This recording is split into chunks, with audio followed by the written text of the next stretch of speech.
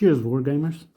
We are going through Dark Summer at the moment, side by side with Nevsky, but I decided to reset my previous game and start all over again. And, well, the first wave started and didn't start good. The Rangers got massacred while trying to assault Point to Hawk.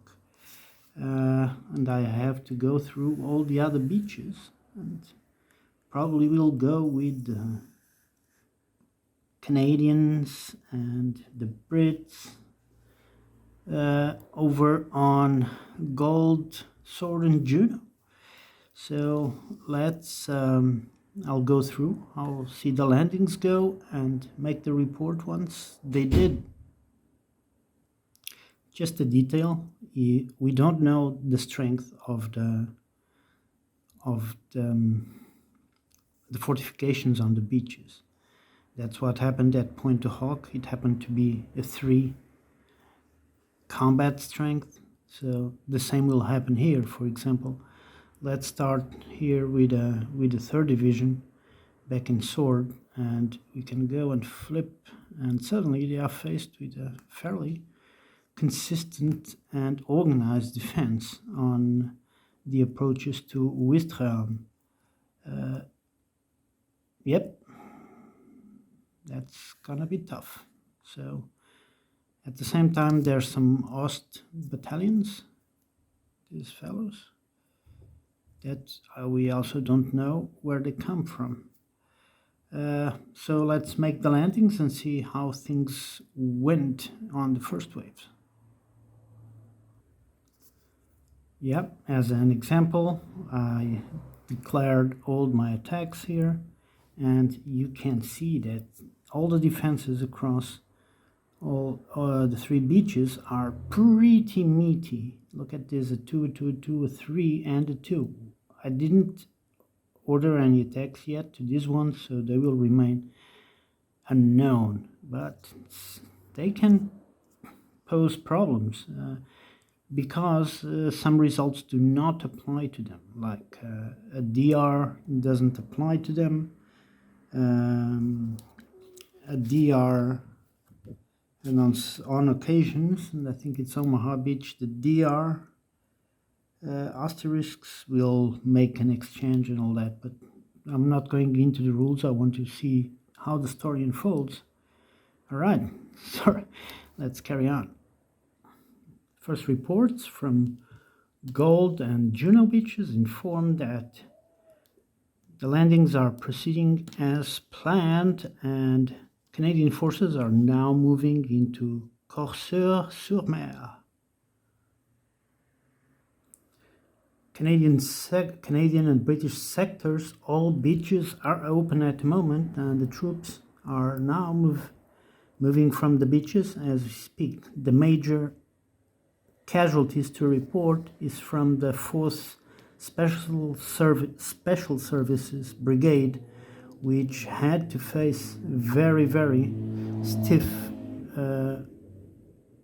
opponents on the landing of Juno Beach. Some heavily defended bunkers had to, well, be dealt with, but the casualties are heavy. For Omaha Beach, there's to signify, well, how hard it was defended. Both locations have a +3 to the combat factors, and as we found out right now, yeah, the strong points are very, very strong, so it will be a bad day for the 1st. The 29th sector is not that bad, but man, yeah, even so, it's hard in the first wave. All right, let's see how the American guys do. Well, as expected, there's some casualties, and actually the big red one is still pinned on the beach. The 29th received some casualties, but managed to work out the strong points, and will now start to push inland, and they have more reinforcements coming on the second wave. Yeah, let's see how it goes. The first must push their way out of those beaches. So yeah, let's continue with our landings. Utah Beach was a breeze. Everything went according to plan, nice landing, and they are now moving inland. Germans will have the opportunity to make a reaction. The reaction during the very first D-Day landings, the very first 4 actions are first wave reaction, second wave reaction, and the German side can select a formation to move around and try to do whatever they want. So let's see what they decide to do. Problem with German reaction is there's opportunity to bring some armor from the 12th SS towards K, right? But at the same time, there's opportunities to like order the 716th to just try to plug or fall back, and many other formations around here, the 352, which can move troops from St. Lo up to the coast. The thing in the reaction is one formation or one stack. In this case, I think it's better to bring the armor of the 12th SS before anything else. Yeah, I remember that I was missing a unit in the map. We also could order the 21st Panzer, so we have several options here. The 352nd and try to contain Omaha Beach, right? So all these units that are scattered from St. Lo to the coast could move up. We could try to organize some sort of defense with the 21st Panzer towards K, or leave them where they stand at the moment and bring the SS guys up. Think, given I'm undecided, I'm going to throw a die and let fate solve it for me. So 1-2, we reorganize the counter of Omaha Beach. 2-3, we move the 21st Panzer, and 5-6, we move with the 12th SS. Oop. Yeah, 12th SS moves up. Germans have a problem with movement in this game, and that's clear. They will always have problems with movement, be it they are attacked by fighter bombers, be it they are being interdicted by everything on the air, and at the same time fuel shortages and lots of other problems. So reaching anywhere is always a problem. So a stack moving, like, it's immediately 2 points, like 1x. So there's always a containment of where we should go, and roads are the key here for the Germans. Also depending on the weather, but let's move the 12th SS to K and see how it goes from there. Yep, exactly. So in a German reaction, the max we could move, like with the motorized of the 12th SS, which all are pretty much 10 movement, was we barely reached Colombelle, just outside K. Eventually, we'll see how it develops and how the Allied bring the second wave, but I think, well, it was a decision that had to be made, and I was undecided, and let fate decide for me. So High Command told 12 SS up to the coast. That's what happened. Let's continue. All right, for the second wave, there's naval support, right? One for the Commonwealth and another one for the US forces that will we'll include eventually the Free French. Where and how far can they shoot? It's represented by the dotted line. That's the maximum range that they can support, and they cannot support into cities, only open and those small villages. Okay, which is the yellow dots here, and here, for example. Okay, we have to decide now how to do it. Utah Beach has a unique feature, which is the causeway. So technically these units here are still on the beach, so they can pretty much attack out of it. The second wave will move in and start from there.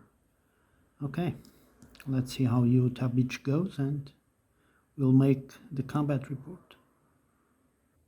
Alright, combat report for Utah Beach. Everything went according to plan. The host battalion was caught really sleeping wee hours in the morning, and suddenly, yeah, there's so many troops coming their way that they had no strength to stop the elements from the 4th US Infantry. St. Mary Église is pretty much open now, and there's a nice perimeter controlled by both airborne divisions. They can't yet engage during the second wave, but they are keeping the perimeter controlled, so this is good. Let's move to our boys in Omaha that still have to break that nut. I think naval support will be crucial here. We have the rest of the 1st Division coming in to the beach there, and we have the 5 Rangers and the rest of the 29th coming into the beach as well, and we will provide naval support just to destroy that strong point. It's getting on my nerves. And well, with the Navy giving support, and there was some nerves there. The roll wasn't that high, but it was enough. So eventually, once the defenses were breached, second wave allows for the move out of the beach, and then a second X. So Omaha is finally controlled. The 5th Rangers is going to take. They saw their brothers being cut and heard through the radio, so they're going after those bunkers at Point to Hawk. Alright, that's Omaha Beach, and we are moving down the line to our Commonwealth troops. Pretty much all the beaches were open here. It was some casualties and everything, so now there's the 3rd Infantry Division moving for the second wave, 2 brigades, the 9th and the 185th, and 27 Armored Brigade also. That's in Sword. We have the naval if we need it, and we also have the 8th Armored that is moving on to Gold, and pretty much nothing else to attack. Nothing else to attack there, but we have stuff to attack here, which we will do. So after those combat reports, we will start moving. Very much as expected, there was a push by the Canadians that completely cleared the perimeter. The 50th Infantry is over the Soles as well, and probably moving around either to Fort Bayeux or around to Carpiquet and encircle Cannes from the west. There was still a standoff that some strong points couldn't be cleared in near Ouistreham. The 27th Armored had some issues and still trying to work it out. The 4th Special Service Units, coordinating with the Royal Navy, managed to clear the rest of the strong points surrounding Juno, which were posing problems. Actually, they had some big guns that could actually hit the Allied ships.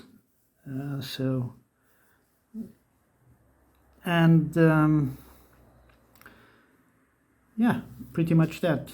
On Omaha, yeah, things are going good. Utah going good. So we're going for the German reaction next, and they have to decide what to do. So reaction means one stack or one formation. So we have several formations. We have the 711th spread out all over.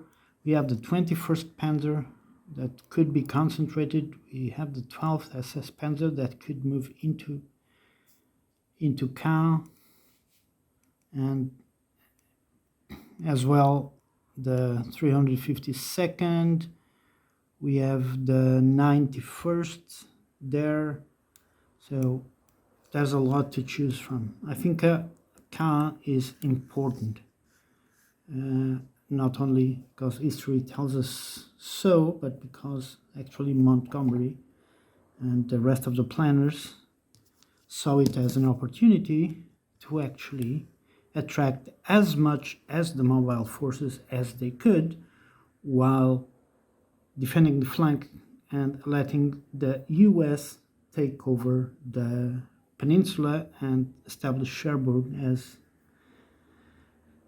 a proper port and not the makeshift port, the mulberries and all that on the beach. So it will be a race between 21st Panzer and the 12th SS. So 1, 2, 3 is the Wehrmacht, 4, 5, 6 is the SS, and it's a 1, so we move the 21st Panzer. Okay, let's see how they go. Well, not much to be said. Positions are taken across the Rhône. Caen is divided by the river, and that was the end of the German reaction. Now starts the chit draw and what we have in the cup. It's not that much stuff. So we have 3 German move combat, 3, I think it's so. Let me check if I'm doing this correctly. I think I am. I already had them set up. Okay, turn 1 showers.